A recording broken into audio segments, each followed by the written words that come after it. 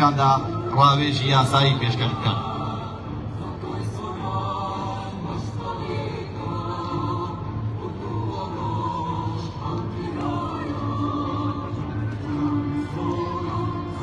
داوا لە دەرچوانی ساڵی خوێندنی 2022-2023 فاکەڵتی ئەندازیاری دەکەین فەرموون بێنە ژوورەوە. فاکەڵتی ئەندازیاری لە زانکۆی سۆران لە ساڵی 2003 دامەزراوە. هەر لەم ساڵشدا دەرگای بەڕووی وەرگرتنی قوتابیاندا کردوتەوە. فاکەڵتی ئەندازیاری لە سێ بەش تێک دێت کە بریتینە بەشەکانی ئەندازیاری شارستانی و ژینگەیی، ئەندازیاری نەوت و کانگەکان، ئەندازیاری کیمیایی. بۆ ئەم ساڵیش بەشی ئەندازیاری مێکاترۆنیک و ڕۆبۆتیک لەم فاکەڵتیدا کراوەتەوە و خوازداران لەم بەشە نوێیەدا درێژە بە خوێندنی ئەکادمی دەدەن. ئەم فاکەڵتیە لە ڕۆژی دروست بوونیەوە تاوەکو ئێستا ژمارەیەک ئەندازیاری کارامە و لێهاتووی لە پسپۆڕی جیاوازەکان پێشکەش بە کۆمەڵگای کوردستانی کردووە.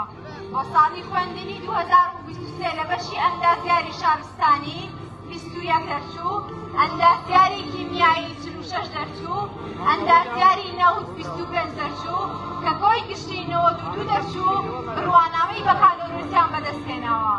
دەرچوانی بەشی ئەندازیاری شارستانی لە هەردوو پرۆگرامەکانی ئەندازیاری گشتی ژینگە لە بوارە جیاجەکانی بنیادنان و دیزاین، دروستکردن و پێشخستن، تۆکمەکردن و گەشەپێدانی ژێرخانی خزمەتگوزاری بنەڕەتیەکانی ژیان خزمەت بەکردە جیاوازەکانی کۆمەلگا دەکەن.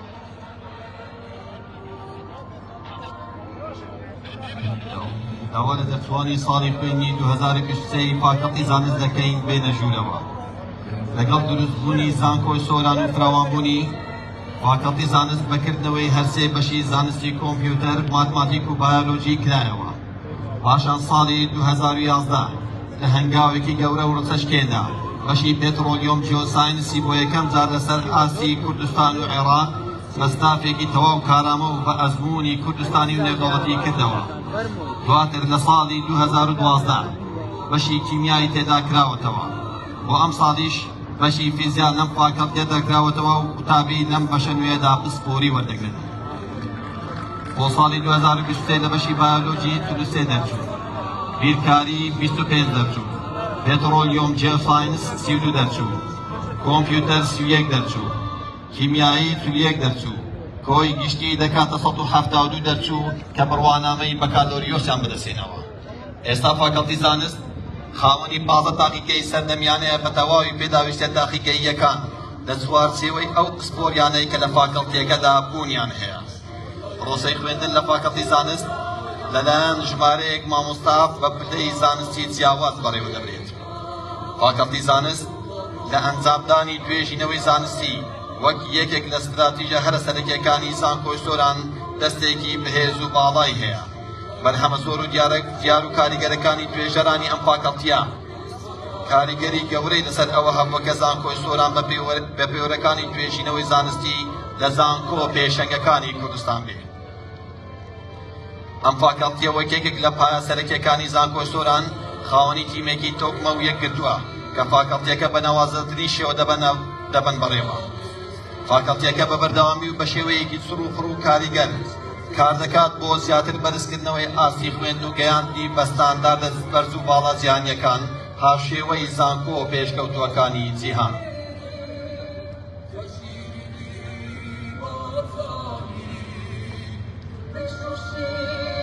داوا لە دەرچوانی فاکەڵتی پەروەردە دەکەین بفەرموون بێنە ژوورەوە. فاکەڵتی پەروەردە ساڵی 2008-2009 تەنها بە دوو بەشی زانستی و لەژێر ناونیشانی کۆلێژی پەروەردەی بنیاد دەستی پێکرد. ئەم فاکەڵتیە ئێستا لە دوو سکوڵی پەروەردەی بنەڕەتی و پەروەردەی دەستەی و زانستە وەرزشەکان پێک دێت کە یەکەمیان بەشەکانی کوردی، ئینگلیزی، بیرکاری، زانستە گشتیەکان و زانستە کۆمەڵایەتیەکان لەخۆ دەگرێت. هەروەها خوێندنی ئێوارانی لە بەشەکانی کوردی، ئینگلیزی، زانستە کۆمەڵایەتیەکان پێک دێت.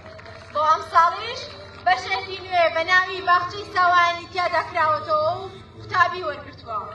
فاکەڵتی پەروەردە ساڵانە دەرفەتی خوێندم بۆ زیاتر لا 500 قوتابی دەڕەخسێنێ.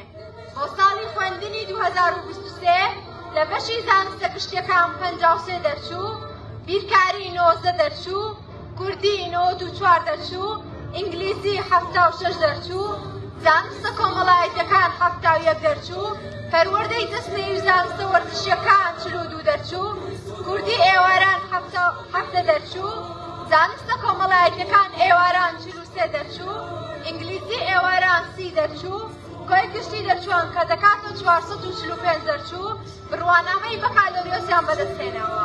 ئەم دەرچوانە دەتوانن وەک مامۆستای پەروەردەی بنەڕەتی لە قوتابخانەکاندا خزمەت بکەن. هەروەها چەندین مامۆستای پەروەردە کە پێشووتر دامەزراون درێژە بە پسپۆڕی خۆیان دەدەن و بڕوانامەی بەکالۆریۆس وەردەگرن لەم فاکەڵتیە. سەبارەت بە خوێندنی باڵاش، فاکەڵتی پەروەردە لە هەردوو بەشی کوردی و پەروەردەی دەستەی و زانستە وەرزشیەکان خوێندنی ماستەر و دکتۆرای تیادا دەخوێندرێت. لەم ڕۆژەوە لە پێشکەوتن و گەشەی بەردەوامدایە. ژمارەیەکی بەرچاو لە مامۆستای بە ئەزموون و کارامە و لێهاتوو لە بوارەکانی توێژینەوە وانەوتنەوە لەو فاکەڵتیەدا چاڵاکیان هەن کە حەقبەی زانستیان پێشیا. وەک هەموو فاکەڵتیەکانی تر پەیڕەوکردنی بۆڵۆنیا پرۆسێس هەموو ئامانجەکانی خۆی چڕ کردوتەوە لە پێکەیاندنی پسپۆڕ و شارەزای خاوەن توانای هەمەجۆر وەک بیرکردنەوەی ڕخنەگرانە، توانای چارەسەری کێشەکان و بڕیاردانی دروست بۆ ئەوەی دەرچووەکانی بتوانن لە بازاری کاری پڕ لە پێشبڕکێ ئەو سەردەمەدا بەباشی جێگەی خۆیان بکەنەوە.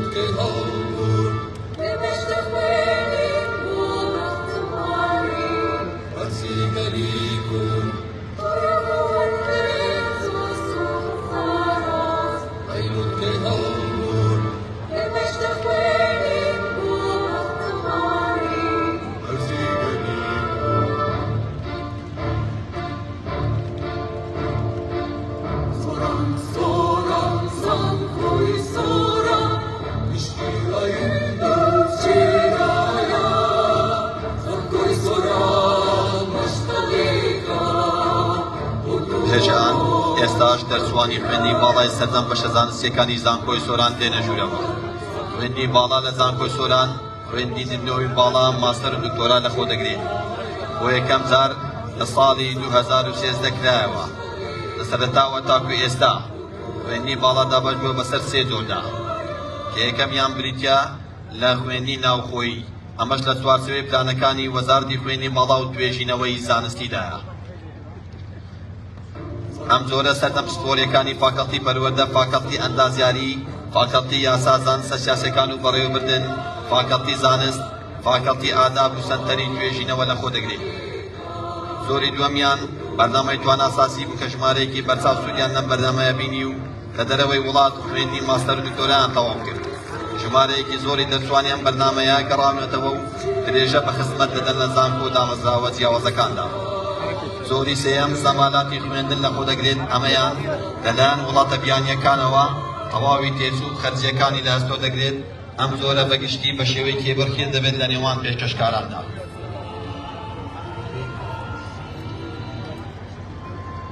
بەڕێزان، ئێستاش ئەندامان و سەرۆکی ئەنجومەنی زانکۆ دێنە سەرسەکۆ کە پێک دێن لە بەڕێزان دکتۆر عومەر حەسەن محەممەد نوێنەری مامۆستایان، دکتۆر عەلی یوسف عەزیز ڕاگری فاکەڵتی پەروەردە، دکتۆر هیندات فەیسەڵ ئەحمەد ڕاگری پاکەڵی یاسا زانستە سیاسەکان و بەڕێوەبردن. دکتۆر کارمن عەبدوڵڵا حەمەد ڕاگری پاکەڵی ئاداب. دکتۆر جەمال ئیسماعیل کاکڕەسوور ڕاگری پاکەڵی ئەندازیاری. پرۆفیسۆر دکتۆر سەمیر مستەفا حەمەد ڕاگری سەنتەری توێژینەوەی زانستی. پرۆفیسۆری یادەدەر دکتۆر ڕزگار ساید یادەدەری سەرۆکی زانکۆ بۆ کاروباری قوتابیان. پرۆفیسۆر دکتۆر سیروان جەبار ئەمین یادەدەری سەرۆکی زانکۆ بۆ کاروباری زانستی. پرۆفیسۆری یادەدەر دکتۆر شێروان شێزاد ساید یادەدەری سەرۆکی زانکۆ بۆ کاروباری کارگەری و دارایی. پرۆفیسۆری یادەدەر دکتۆر شێروان شەریف قورتاس سەرۆکی زانکۆی سۆران.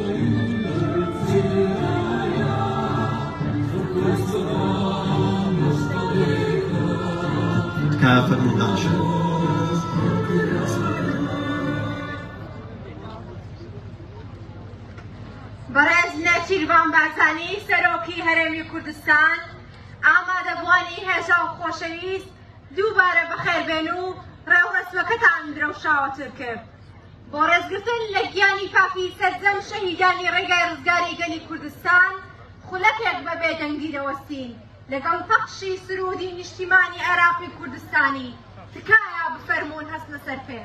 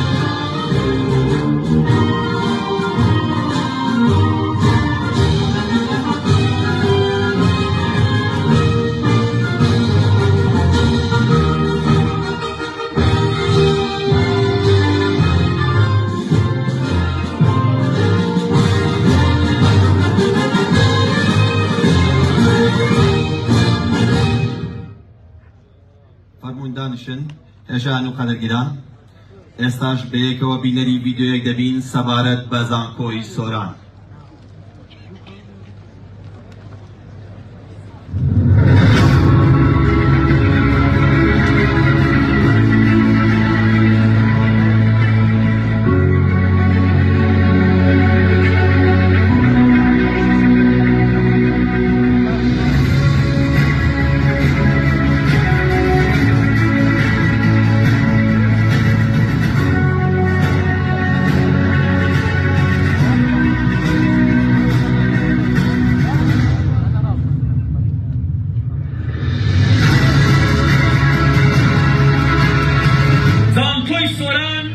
یەکێکە لە زانکۆ هەرە باشەکانی کوردستان و ساڵ بە ساڵیش لە پێشکەوتندایە.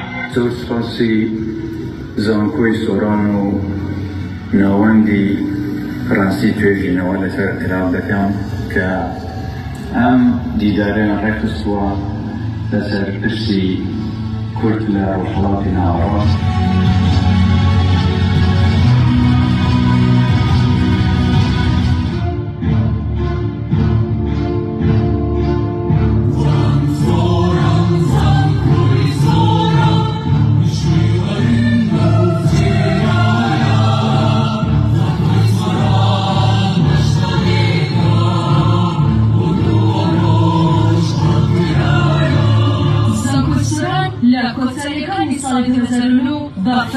حکوومەتی هەرێمی کوردستان دامەزرا هەر لە سەرەتای دامەزراندنەوە بە دنیابینێکی کراوە و بە سەرنجڕکردنەوە لەسەر کواڵەتی زانستی بەرزکردنەوەی ئاستی ئەکادیمی پەرەپێدان بە پەیوەندی ئەکادیمیە ناوخۆیی و ناوچەیی و نەودەوڵەتیەکان و سوودوەرگرتن لە هێز و توانە و کارامەی ئەکادیمی مامۆستانی شارەزا لەسەر ئاستی ناوخۆیی و نەودەوڵەتی هەوڵی داوە نمونەیەکی مرۆڤ دیدگایەکی جیاواز و کەمەیە لە ئەزموونی دامەزراوەی ئەکادیمی و معرفی پێشکەش بکات بۆیە لە ماوەی کەمی تەمەنیدا توانیوێتی ببێتە جێی سەرنجی زۆر کەس و پێشبینی داهاتوویەکی گەش و پەرشمداری بۆ دەکرێت لەسەر ئاستی هەرێمی کوردستان و ناوچەکەدا زانکۆسۆران لە ئێستادا بە دووشوی لە مرۆڤسازیەوە بۆ نیشتیمانسازی پلانی استراتیژی خۆی داڕشتەوە بەڕوانی لەو ئاسووریەوە ڕۆ ئایندا هەنگاو دەنێت زانکۆسۆران بۆ ڕۆیڵا پرۆسێس پەیڕەو دەکات لە ئێستادا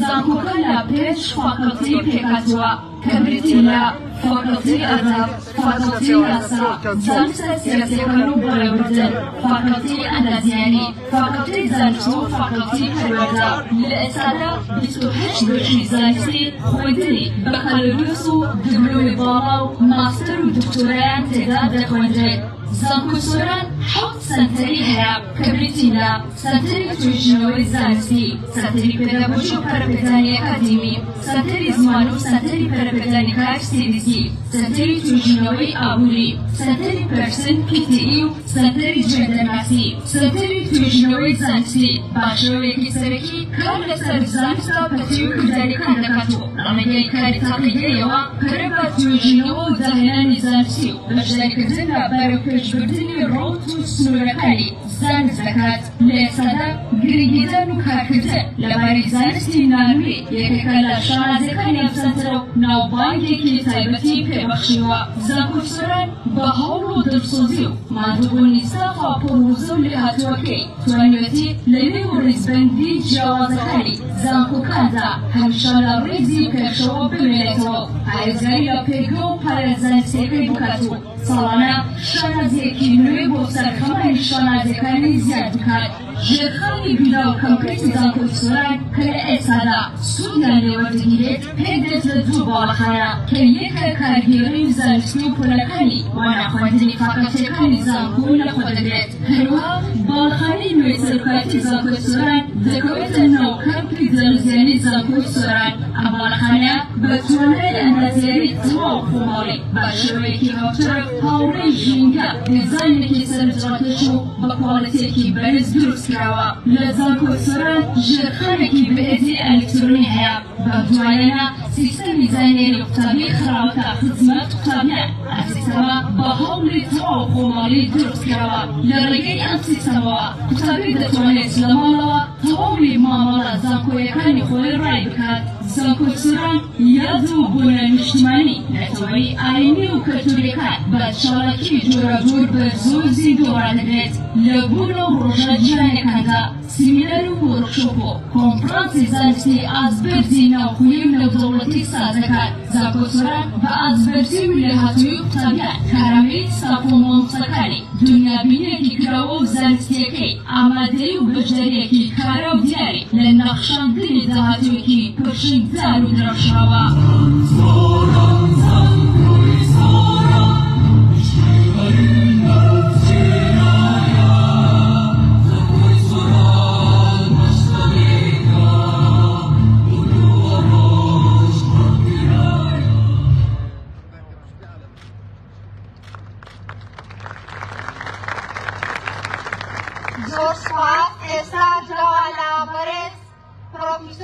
یاریدەدەر دکتۆر شێروان شەریف قورتاس سەرۆکی زانکۆسۆران دەکەین بەڕێزان فەرمێت بۆ پێشکەشکردنی وتارەکەی.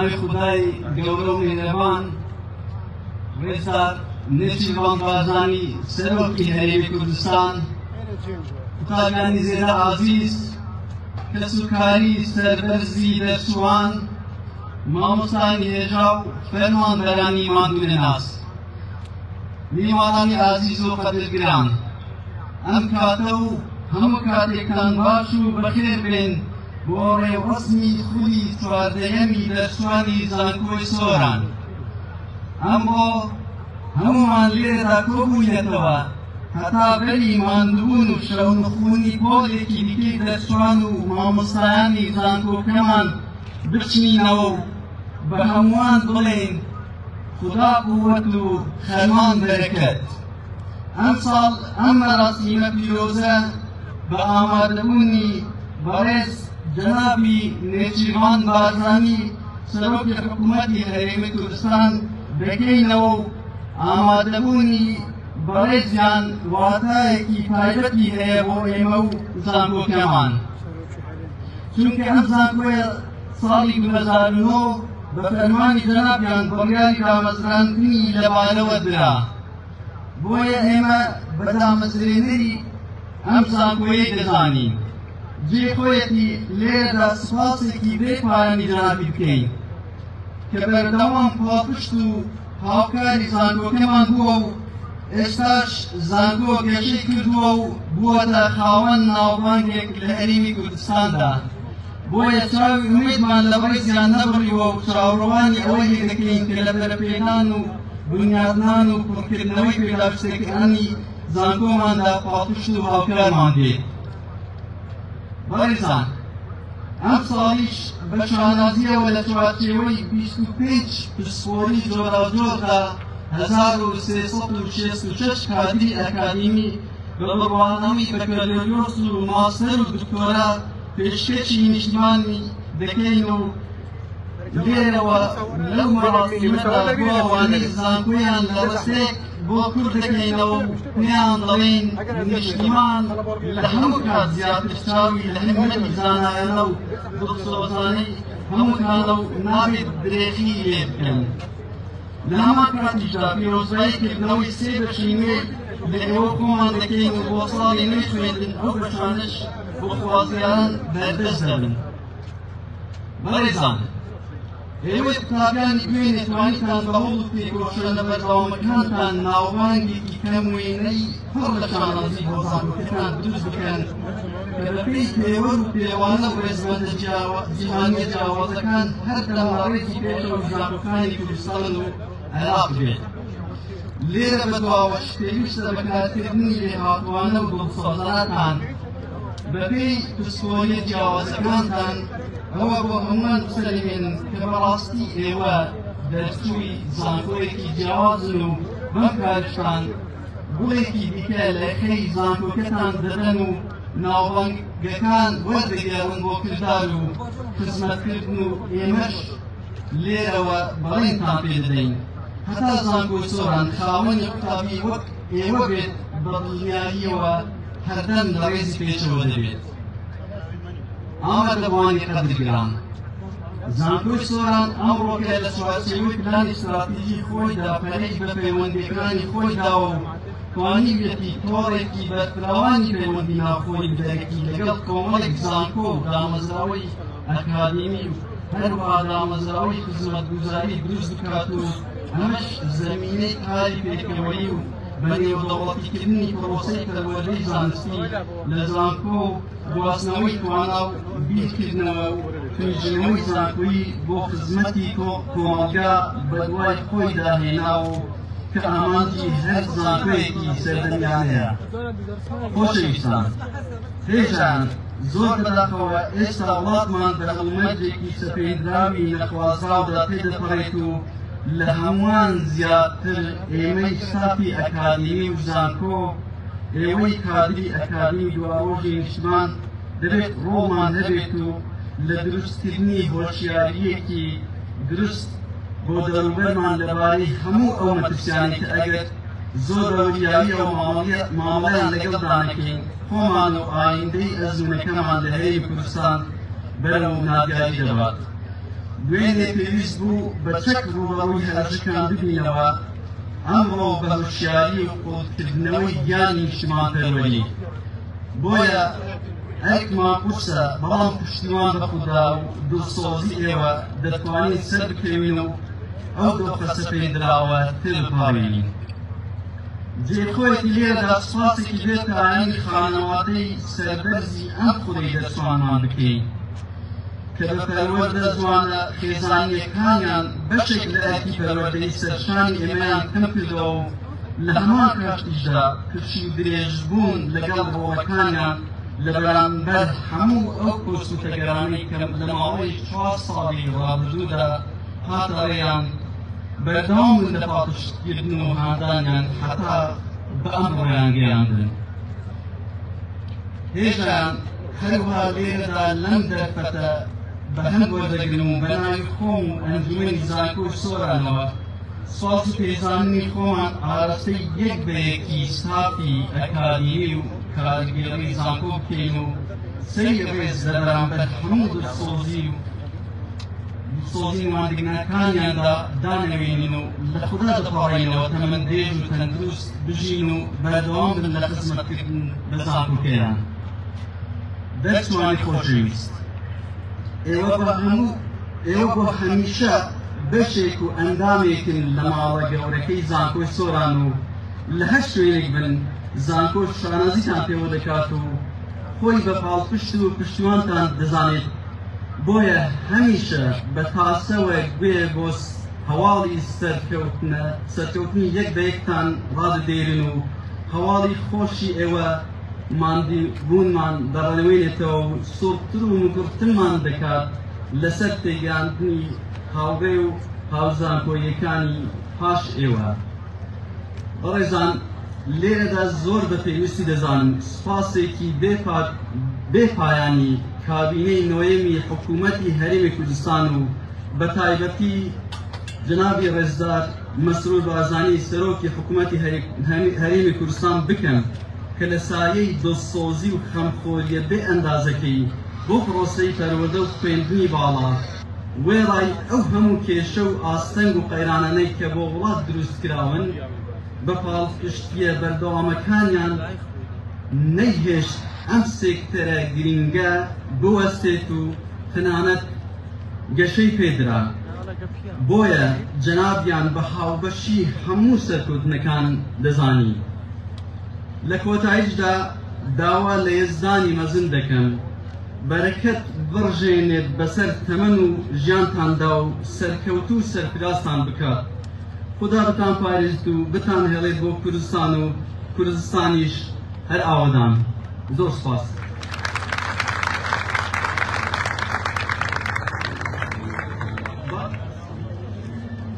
فڕێزان، لێرەوە ڕێگەم پێ بدەن لە جیاتی هەموو ئێوەی بەڕێز داوا لە جەنابی سەرۆکی هەرێمی کوردستان ڕێزدار جەنابی نێچیروان بارزانی بکەم گەورەمان بکە و مەراسیمەکانمان گەشتاوەتر و بەرزتر بکە.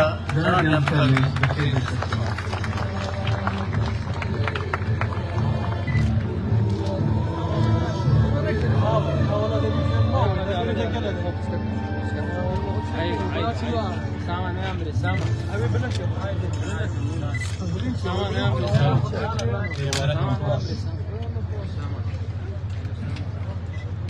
دەرچوانی عەزیز، خێزان و کەس و کاری دەرچوان و ئامادەبوانی بەڕێز، ئێوەتان باش، هەموو لایەکتان بەخێر.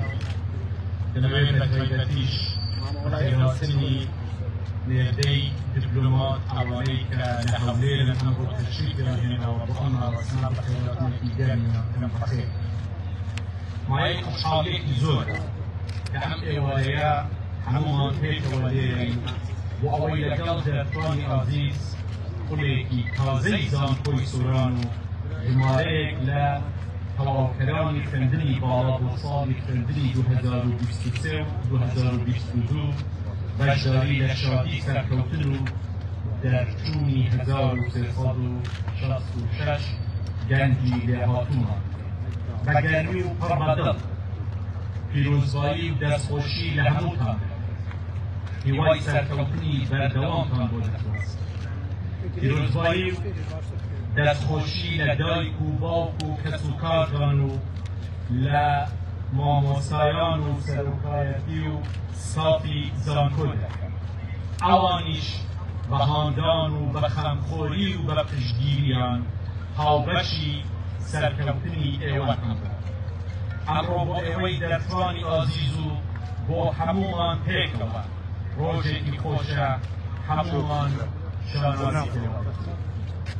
بەڕێزان، ساڵی 2009 کاتێک بڕیاری دامەزراندنی زانکۆی سۆرانماندا هیوامان ئەوە بوو ئێوارەیەکی وەک ئەمڕۆ ببینین کە تێیدا سەدان کچ و کوڕی گەنجی ئەم وڵاتە لە چەندین بەش و کسۆری جیادا خوێندنی زانکۆی تەواو دەکەن و خۆناغێکی نوێی ژیان دەست پێ دەکەن. ئەوسا بڕیاری دامەزراندنی زانکۆ بەشێک لە بەرنامەی کۆمەڵی خزمەتی دیکەی حکوومەتی هەرێمی کوردستان بۆ ئەم دەبێت. ئێستاش دوای ئەوەی حکوومەتی هەرێمی کوردستان بۆ گرنگی و بایەخدانی زیاتر ئیدارەیەکی سەربەخۆی بۆ ناوچەکە دامەزراند کە من دەمەوێت ئەوە بڵێم کاتی خۆی من خۆم زۆر پشتگیری ئەوە نەدەکرد کە ئیدارەی سەربەخۆ دامەزرێت کاک هەڵگورد کە ئێستا ئەو مەسئولیەتەی هەیە جۆرێکیان هات بۆلام و دوای ئەوەی قسەی بۆ کردن گوتم ئێستا من قەناعەتم پەیدا کردووە و کارێکی زۆر باشە و بەڕاستیش دەمەوێت دەستخۆشیان لێ بکەم. چەندین پرۆژەی جۆراوجۆر لە بوارەکانی ڕێگەوبان، ئاو، کارەبا، بیناکاری و بوارەکانی دیکەیان جێبەجێ کردووە. دەستخۆشی و پشتگیریان لێ دەکەم و هیوای سەرکەوتنیشیان بۆ دەخوازم و هەروەها سپاسی کاپێکردوانیش دەکەی کە پێشتر لێرە مەسئولیەتی وەرگرتووە و ئەویش بەڕاستی جێدەستی دیارە لەو شتانەی کە لەم دەرەکەوە. هەمووتان پێکەوە هەمە درێژ بن، موافق بن، سەرکەوتوو بن لە خزمەتکردنی کوردستان و لە خزمەتکردنی ملەتەکەم. بە خۆشحاڵیەوە ئێستا دوای چواردە ڕۆڵ و کاریگەری زانکۆ بەسەر ناوچەکە دەبینین. ئامادەیی و ئاستی زانکۆی سۆران دیارە. ئەم ساڵیش وەک چەندین جاری پێشتر یەکەمی سەر ئاستی زانکۆکانی هەرێمی کوردستان بووە. ئەمە مایەی خۆشحاڵی و شانازی هەموومانە. دەستخۆشی لە بەڕێزان سەرۆک و سەرۆکایەتی و مامۆستایان و قوتابیان و ستافی زانکۆ ڕۆڵی کارایان دەکەم. هیوادارم هەمیشە ئاوا بە سەرکەوتووی بتان بینم لە خزمەتکردن بە وڵات و بە کوردستان و بە ملەتەکەمە. جێخۆیەتی لێرەدا سپاس و پێزانین ئاراستەی یەکەم ستافی دامەزراندنی زانکۆی سۆرانیش بکەین. بەڕێزان سەرۆکی پێشووی زانکۆ و ئەو ستافەی کە لەگەڵیان بووە. ناوچەی سۆران و دەوروبەری ناوەندێکی گرنگ و کاریگەری شۆڕشەکانی کوردستان و مەڵبەندی خەبات و تێکۆشانی چەندین نەوەی گەلی کوردستانە کە لە پێناو ئازادی و سەرفەرازیدا خزمەتیان کرد و خەباتیان کرد. ئەمڕۆ کە پۆلێکی دیکەی دەرچوانی زانکۆ بەڕێ دەکەین، ئەوە لە سایە و ئەنجامی گیان فیدایی و قوربانیە مەزنەکانی خەڵکی ئەم دەبەرەیە. ئەوانەی کە لە پێناو سەرفرازی و سەرکەوتنی ملەتەکەمان خەباتیان کرد، خوێنیان ڕێشت. ئەمڕۆ ئێمە لێرە پێکەوە بە شانازیەوە سەری ڕێز و نەوازش لە بەردەم ئەوانەدا دەنوێنین. دوێنێ باب و باپیرانتان لێرە مێژوویەکی پڕ سەروەریان تۆمار کرد. لە خەبات و ئەرک و پێشمەرگایەتی و ئاوارەییدا ڕەنجێکی زۆریان کێشا بۆ ئەوەی ئێوە ئازاد بن، بۆ ئەوەی داهاتوویەکی باشترتان هەبێت. ئەمڕۆژ ئێوە کە زانکۆ تەواو دەکەن، ئەرکتانە خەون و ئومێدی ئەوان لە کوردستانێکی ئازاد و پێشکەوتوو لە کۆمەڵگەیەکی کراوەی مەدەنی لە وڵاتێکی ئارام و هەرێمێکی بەهێز بەجێبهێنن. پێکانوانە بێت بە تەواوکردنی زانکۆ بە وەرگرتنی بڕوانامە ئەرک و ماندووبوونتان کۆتایی هات. نەخێ، ئەوە تازە سەرەتای ڕێگەی قۆناغی کار و داهێنان و بنیادنان و خزمەتکردنە بۆ وڵاتەکەتە. ئیتر هەر یەکەتان لە بواری خۆیدا دەبێ بچێتە پێشەوە و بەشداریەکی کارا لە پێشخستن و گەشە پێدانی وڵات بکات. ئێوە سەرکردەی دواڕۆژن، داهاتووی وڵات لە دەست ئێوە و لە ئەستۆی ئێوەدایە. ئێوە ئەمڕۆ بە کار و خزمەت، بە زانست و زانین، بە دڵسۆزی و نیشتیمان پەروەری داهاتووی وڵات دەنەخشێنن. بۆیە ئەرک و بەرپرسیارەتیتان گەورە و کار و ڕەنج و ماندووبوونی جدی دەوێت. دڵنیاین لە ئاستی چاوەڕوانی و بەرپرسیارەتیدا دەبن. بە هەبوونی گەنج و نەوەی ژیر و بەتوانای وەک ئێوە داهاتووی کوردستان باشتر دەبێت و بە دڵنیاییشەوە ڕووناکتر دەبێت. گەنجانی کوردستان دەبێ بە ئومێدەوە بۆ داهاتوویەکی باشتر هەوڵ بدەن و کۆڵ نەدەن، هەرگیز ڕێگە نەدەن. کێشە و قەیرانەکان نائومێدتان بکات، ڕێگە نەدەن. بیری تندڕەوی و نامۆ بە کۆمەڵگەی کوردستان جێی ببێتەوە.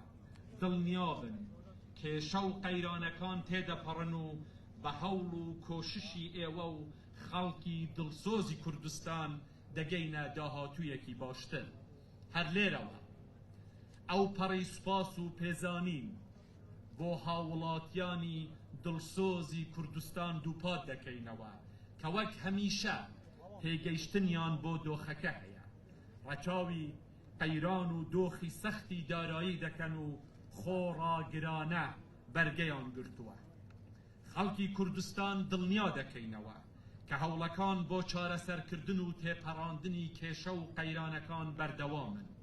لەم بارەیەوە حکوومەتی هەرێمی کوردستان لەگەڵ حکوومەتی عێراقی فدرالی بە جددی لە هەوڵ و پەیوەندی و گفتوگۆدایە. سوپاسی مامەڵە و هەڵوێستی بەرپرسیارانەی سەرۆک وەزیران بەڕێز محەممەد شیاع سوودانی دەکەین کە هەموو نیازێکی بۆ لێکتەگەیشتن و چارەسەرکردنی کێشەکان لەگەڵ حکوومەتی هەرێمی کوردستان نیشانداوە. هیوادارین لەسەر بنەمای دەستور و سیستەمی فدرالی بگەینە چارەسەرێک کە لە بەرژەوەندی تەواوی عێراقدا بێت. بۆیە داوا لە بەڕێزان مامۆستایان و کارمەندانی پەروەردە و خوێندنی باڵا دەکەم کە لە هەر شوێنێکی کوردستان قەیران و دواکەوتنی موچە تەنگی پێ هەڵچنیون، بەردەوام پەروەردە و فێرکردن و خوێندنی نەوەکان نەبێتە قوربانی بارودۆخەکە. باچیتر دەرگای قوتابخانە و پەیمانگا و کۆلێژەکان دانەخرێن و نەبن، داخراو نەبن. لە نزیکەوە ئاگاداری دۆخی ژیان و گوزەرانی ئێوەین. دڵنیابن حکوومەتی هەرێمی کوردستان هەموو هەوڵێک دەدات بۆ باشترکردنی ئەم دۆخەی کە ئێستا هەیە.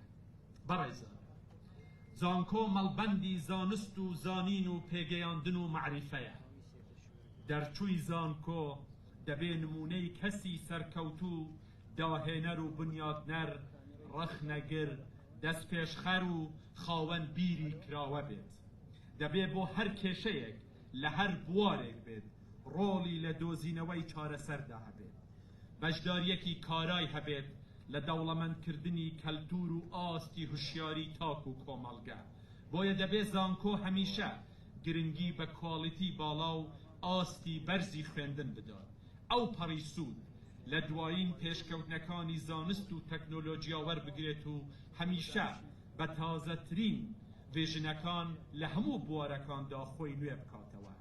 گرنگی تایبەت بە بوارەکانی خوێندنی زانستی مرۆیی و بدات و لەگەڵ زانکۆ و ناوەندە زانستیەکانی جیهان لە پەیوەندی و هاوکاری بەردەوام بێت.